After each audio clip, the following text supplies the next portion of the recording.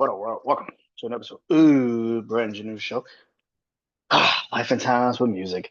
As you know, I am the host, Brandon Janeau, like always on all podcast platforms everywhere. BrandonJaneauShow. Social media, Instagram, Threads, Brandon Janeau.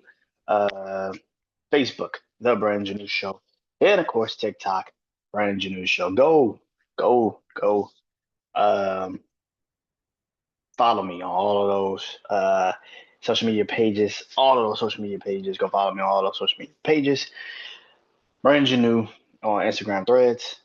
Brand Janeau Show. The Brand Janeau Show on Facebook. In Brand Janeau Show on TikTok. Where you really can go though is just simply YouTube. YouTube channel.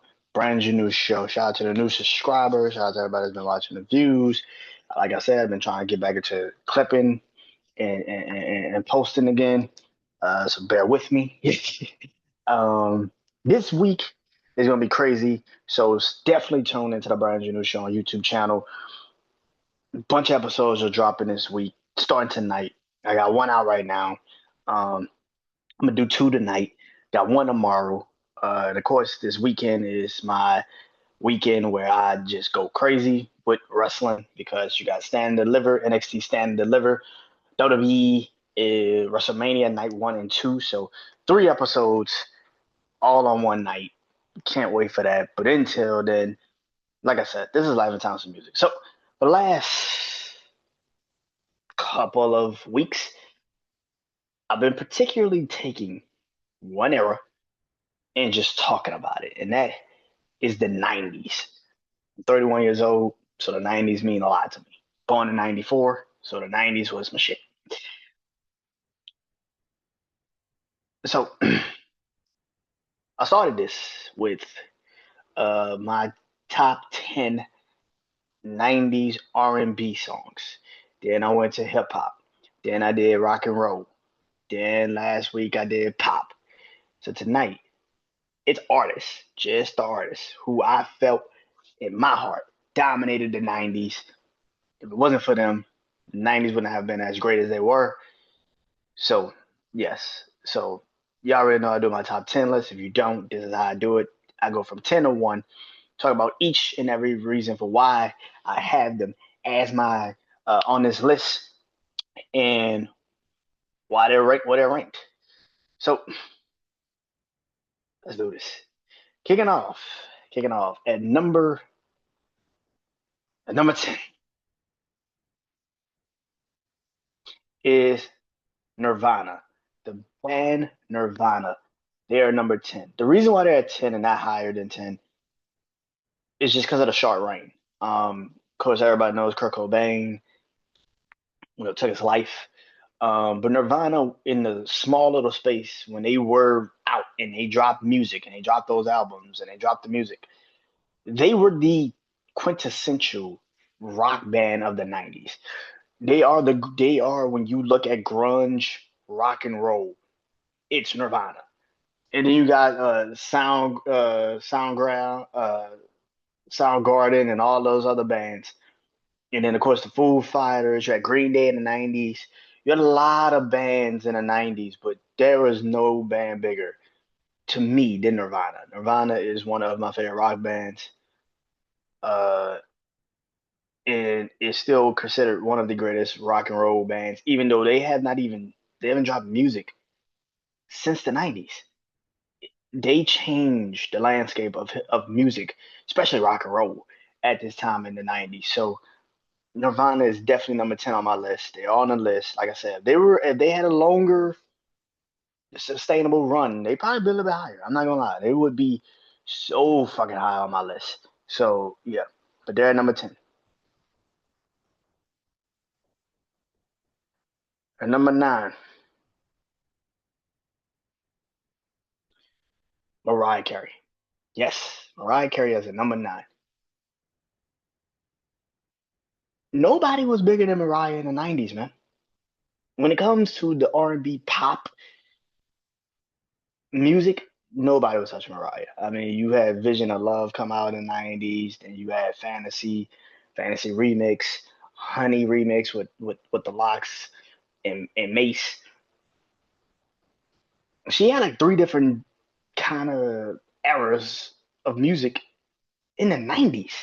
Like the shit is crazy. Like the fact that that woman is garnered pretty much most of her success definitely in the 90's is crazy. Now, of course, I would be talking about her probably in the 2000s when I do the 2000s because she definitely killed in the 2000s as well. I'm not gonna sit up here and act like it was just all 90's. She definitely killed in the 2000s as well. But the 90's, the fantasy, when fantasy, the first time you heard fantasy, and then the remix with her and old dirty bastard. Man, listen, bro, that video, like, bro, like I said, when she came back, like late 90's with Honey and Honey remix and shit, like, man, yeah, Mariah Carey was the epitome, the embodiment of a pop R&B 90's artist. So definitely she killed in the 90's. Number eight, somebody I've not put on my list, which is shocking. It's Mary J. Blige. Mary J. Blige is at number eight on my list.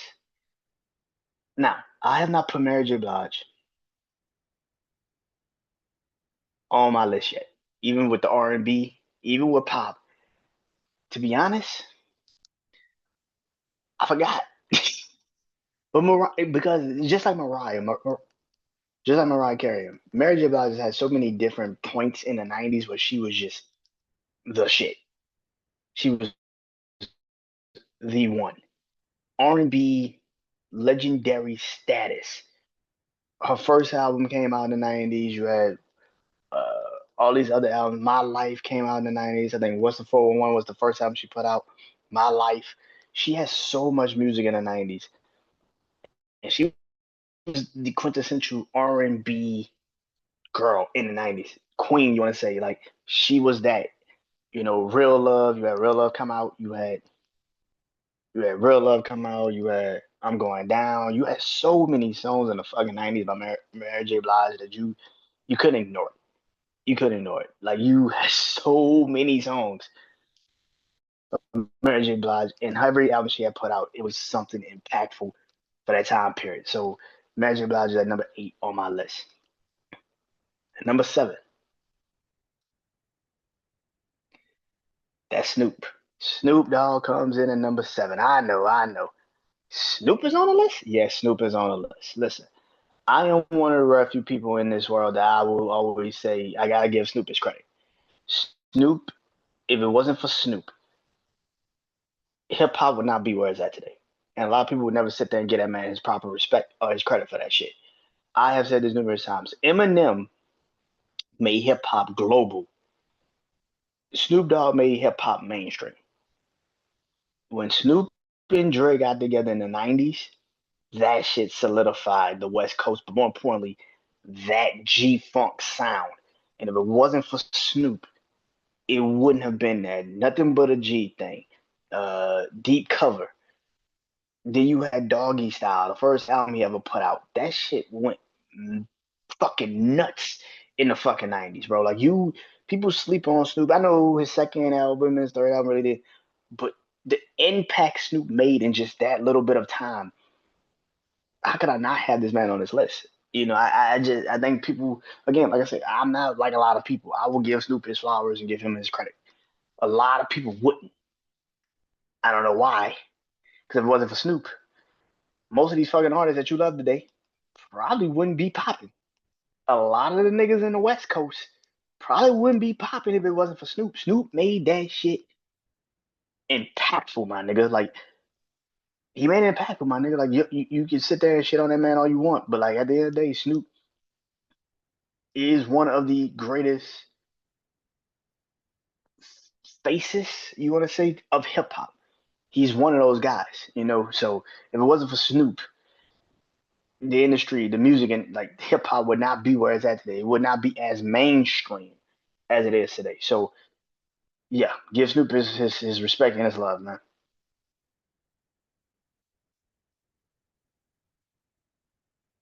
And number six, like I said, if it wasn't for Snoop, the West Coast probably wouldn't have been on the West Coast probably wouldn't have been on the map like it was for my number six artist to come in and do what he did. Because at number six is Pac. Tupac is another one who had a very short reign, but his reign was impactful. There has never been an artist like a Tupac. Never.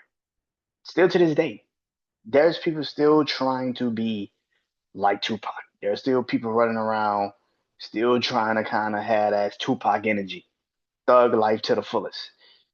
Problem with that is none of you niggas are thug life. None of you niggas are. Pac was different. Pac was ahead of his time. Pac was always ahead of his time. But as an artist and as a musician, he had some early shit. But everybody really would give you when he went to Death Row, California Love, Machiavelli, all of that shit. When it came out, all of that came out. That's when Pac really became Pac to a lot of people. But he already had hit records before he got to, I Get Around and uh, Brenda's Got a Baby and all this other shit. Like he had other songs before he got to Death Row. But people would never tell you that. Like, but yeah, but again, another man with a very short reign at the top. Didn't get a chance to really see what his career would be. But in that short period of time, the man passed away at what, 24 years old? 24, 25 years old? That's fucking crazy. That's fucking crazy. So, yeah. So, before I go into this, let me recap the list. At number 10, Nirvana. Number 9, Mariah Carey. Number 8, Mary J. Blige. Number 7, Snoop Dogg. And number 6, Tupac. Kicking off the top 5.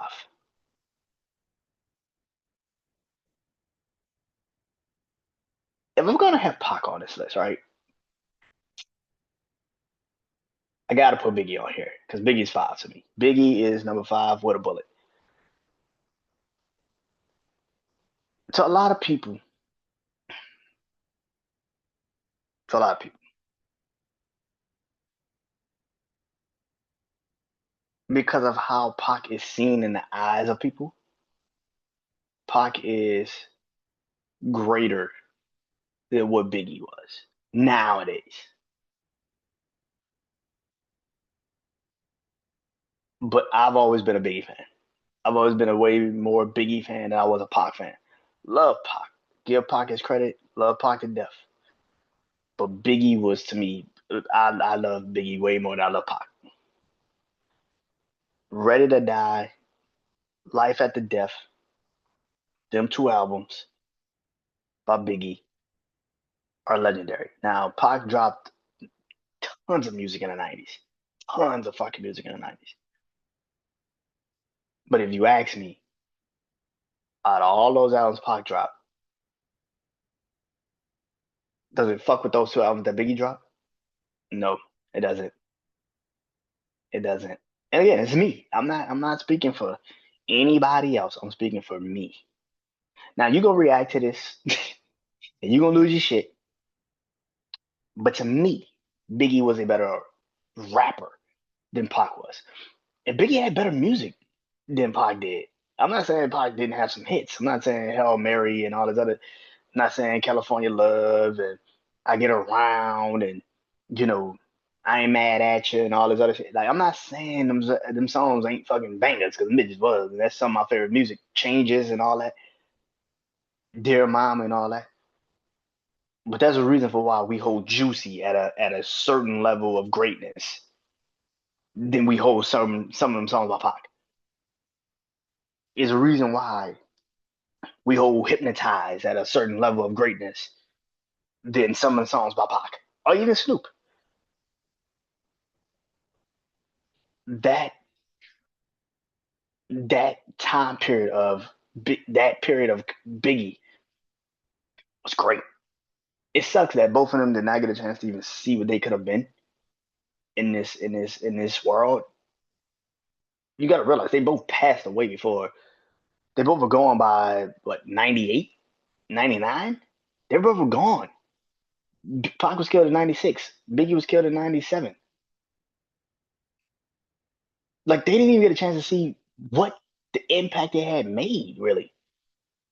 The fact that Pac was going in 96, Biggie was going in 97, that's crazy to me.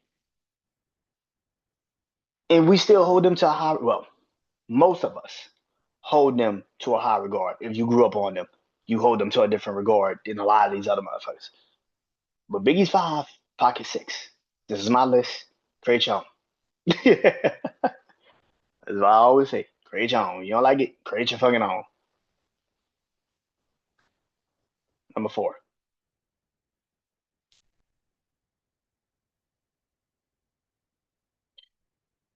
Boys to Men.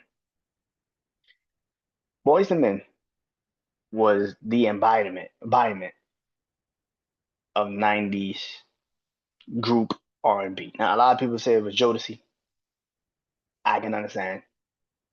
I can understand. If you say it's Jodeci, I will understand. New Edition even was in the 90's a little bit. They had some moments in the 90's. But Boyz II Men was the embodiment of R&B music in the 90's, especially boy band music, boy bands kind of. It was Boyz II Men. Motown Philly, End of the Road, Let It Snow, uh, fucking fucking song they did with Mariah Carey, who I have on the list. I forgot the name of the song. Y'all know it when I can. It had the highest rated. It was the most played song in years until I think Lil Nas X broke it. Boyz II Men was the shit, man. Like they were the embodiment. Song to Mama off of the Soul Food soundtrack. Oh yeah, yeah, yeah, man. Boyz II Men was the shit. I don't think anybody can sit up here and tell me Boyz II Men don't deserve to be on this list. That is ridiculous. Number three,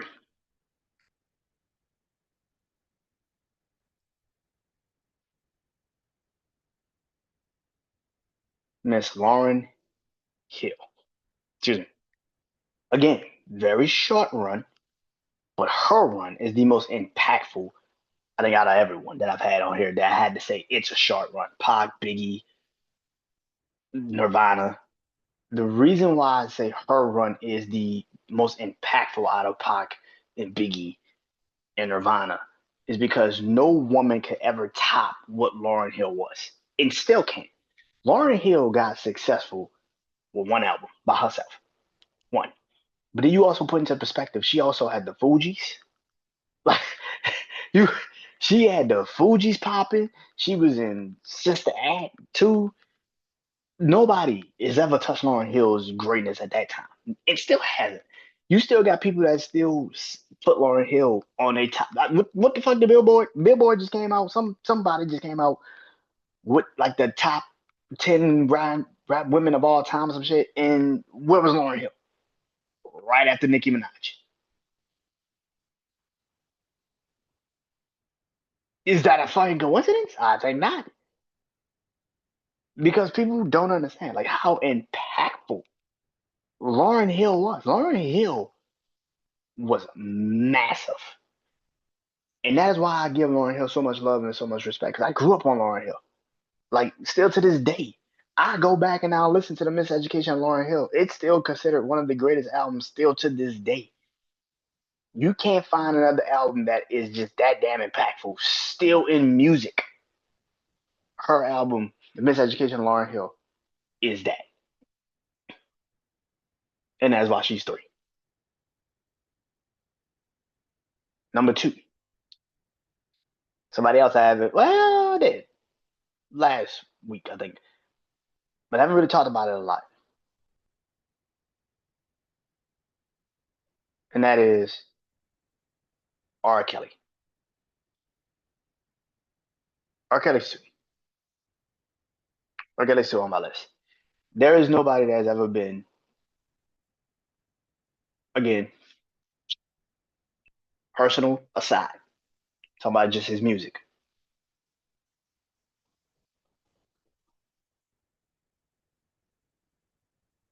His 90's run,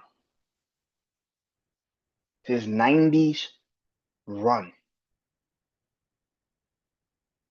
might be one of the greatest runs in music history. It might be. The man wrote for for tons of musicians during the 90s. It then still had time to put out his own shit. Nothing touches R. Kelly when it comes to the musical ability. That nigga could write songs and that motherfucker can kill. I ain't never. You got to grow up in the 90's to understand that their music. That motherfucking music was just generationally changing. Like that shit was crazy. Again, you could take your own personal shit and put that shit in there, but R. Kelly, man, as a musician, as an artist, I would not be. It would not. I would not be doing this list justice if I kept this man off this list because I also feel about him personally. Because musically, there's the shit he did with Mr. Biggs, with Mr. Biggs, with Down Low, and then you had also what When a Woman's Fed Up. Oh man, like yo man, this man, he got so many songs, bro. So many fucking songs. This shit is crazy, bro. You look at that nigga, you look at R. Kelly's catalog, you just be sitting there like, this shit is ridiculous. This shit is ridiculous. He's another one that I'll be talking about in the 2000s because I gotta have to talk about that nigga in the 2000s. But yeah, but at number one, he was number one last week. He number one again. Michael Jackson. Are you kidding me? Do I need to say any more about Michael Jackson, man? Michael Jackson is one of the greatest artists of all time. I said this shit last week. I'll say it again. And I was thinking, man, like I was like crazy. I was like, I'm not gonna put Mike on this list because what did he really do in the 90's? And then I look at the list. I'm like, Remember the Time came out in the 90's. Black and White came out in the 90's. Scream with him and Janet Jackson came out in the 90's. You're Not Alone came out in the 90's. Like, bro, like this, he had hits even in the 90's. Like you just sitting there like, damn, this man had hits even in the 90's. He had bangers in the 90's. Like, bro, like Mike is different, bro. Mike was different. Mike was different, bro. Like, I just leave it as is, bro. But that's the list. That is the list. So let me recap it. And number one, Michael Jackson. Are you kidding me? Number two, R. Kelly. Number three, Lauryn Hill. Number four, Boyz II Men. Number five, Biggie Smalls. Number six, Tupac. Number seven, Snoop Dogg. Number eight, Mary J. Blige. Number nine, Mariah Carey. And number 10, Nirvana. That is my top 10 artists of the 90's. Again, you don't like the list? Create your own fucking list. I feel like create your own fucking list. Um, yeah, yeah, yeah. Uh, Thinking about it. Might do albums next week. My 90's albums list. Thinking about it. So that might be the next list up. But until then, um, hope you guys enjoy this episode. Hope you guys enjoy this episode. And go listen to that music, man. Go listen to everybody's music on wherever you got music playing, Spotify, Apple, wherever. Go listen to the music, man. Until then, I am Brandon Janeau. Peace.